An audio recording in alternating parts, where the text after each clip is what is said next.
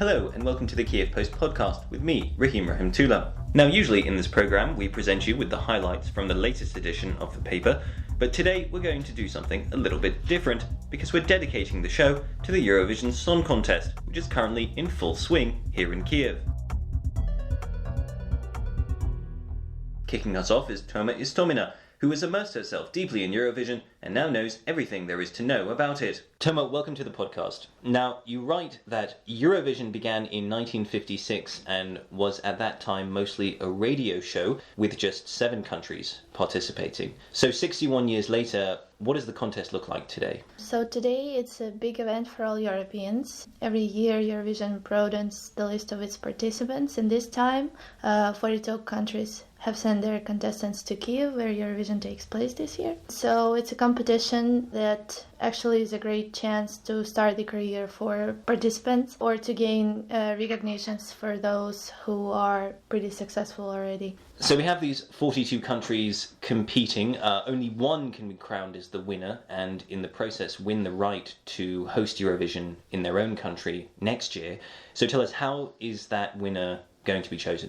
So this year they have 2 semi-finals on the 9th and the 11th of May. In each one, 18 contestants will perform and only top 10 in each one will be qualified to the final. Traditionally, the Big Five, which is France, Germany, Italy, Spain and the United Kingdom, these are the countries that were the co-founders of the song contest. And also the hosting country this year, it's Ukraine. They get automatically pre-qualified for the grand final. So in the final on the 13th of May, 26 countries will perform. And after the last performance, each country gives out marks from 1 to 8, then 10 and 12. These marks are based on a local jury's decision and also telephone voting by fans. And so who's watching Eurovision today? You mentioned that a lot of fans are going to be coming to Kyiv, but is it also still a big international event? I mean, we've already had controversy over Russia's candidate being disqualified. Mm-hmm. So is this really just about politics? Is it about PR for the host nation? Or is there really some genuine fans out there who actually just care about the music? So Eurovision is not an international event. It's a European event. In the United States, people don't know about Eurovision mostly, so it's our European event. There are different points of view that Eurovision became a political thing. Many people claim that countries give out votes to their neighbors, to countries who are friendly to them, but I think it's natural. The countries are more familiar with their neighbors, with their culture and music. Maybe they want to support them somehow like that. And I don't think that it's right to blame them for that. But nevertheless, each year, like a different country wins. It means that music is something that matters during the Eurovision. Well, Toma, that means still this year all to play for. We've got the semi-finals to look forward to and the final. We'll have to wait and see who's going to be crowned the winner this year. Thank you very much for joining us here on the podcast. Thank you. Toma Istomina there on Eurovision and how it works today. Now, moving on from the how to the who. Kyiv Post staff writer Maria Ramon has put together a wonderful double-page spread in this week's edition of the paper, telling us who is performing this year. Maria joins me now. So tell us, there are so many different acts on offer this year. Can you just pick out a few of your favourites for us? Well, I would say that I quite like the entries that are original. Like, for example, the Belarusian entry this year is Navi Band, who are performing the song in Belarusian language, which is the first in the history of Eurovision that the song will be in Belarusian.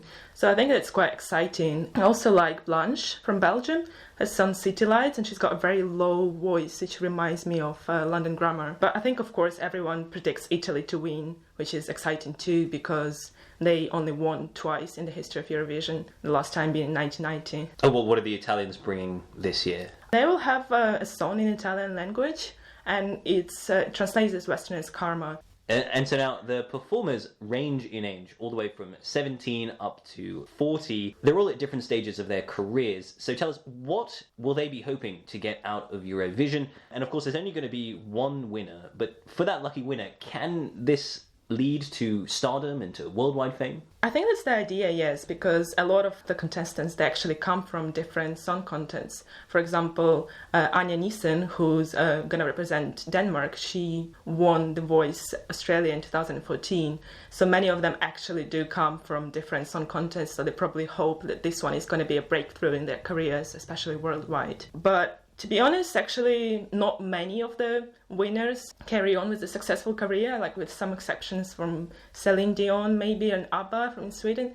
But otherwise, not many do go on to have successful careers in their life. What about Ukraine this year? Kyiv is hosting, which obviously means Ukraine won the competition last year.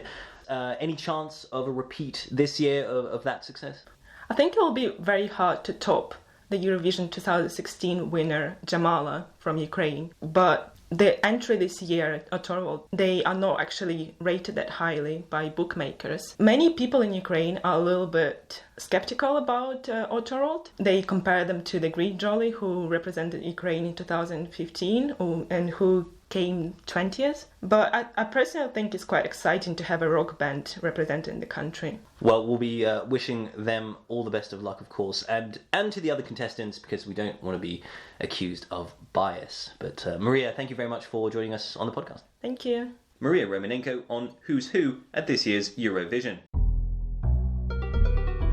Now, for our final topic on today's programme, we turn to the slogan for this year's competition, which is Celebrate Diversity. Here in Ukraine, that tagline has generated more than a little controversy, especially since being different in this country is not always something to shout about. Alona Zhuk, our lifestyle editor, has been looking into this for us, and she joins me now. Alona, the photo accompanying your story is of a wheelchair user trying to get out of a bus in Kyiv. There are no less than 4 people helping him because there's simply no infrastructure there which would allow him to help himself. Is it right to say that the difficult situation he finds himself there is a pretty accurate reflection of life in Ukraine for users with disabilities, for the LGBT community, and for ethnic minorities? Yes, all human rights activists whom I spoke with say that there are huge problems in Ukraine with accepting people who are different in any way from the majority, and also with treating them equally.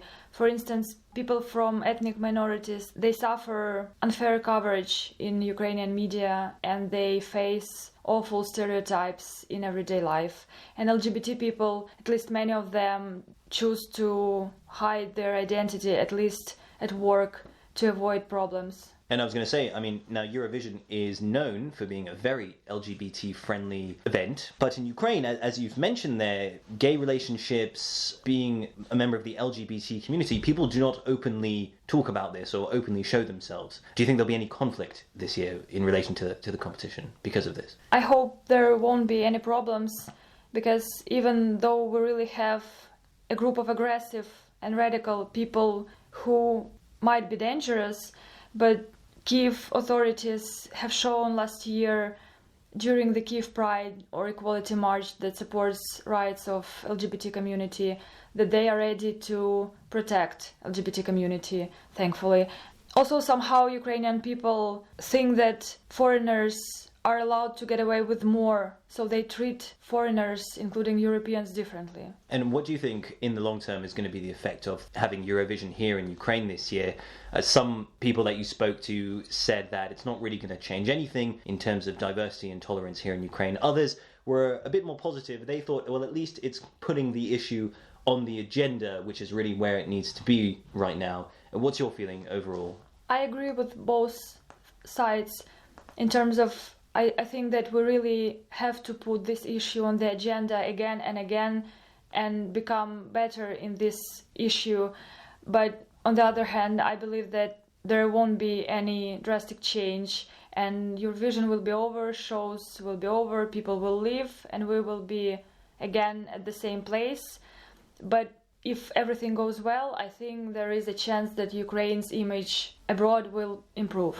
Alona, it looks like there's still some work to do. Well, of course, Eurovision will help in that regard, but that's where we'll have to leave it today. But thank you for joining us. Thank you. Alona Zhuk there on Ukraine's efforts to celebrate diversity at this year's Eurovision Song Contest. And on that note, that's where we'll have to leave things this week. Remember, for all the latest Eurovision coverage, or to read more about anything we've been discussing today, go to our website, kyivpost.com. Until next week, goodbye.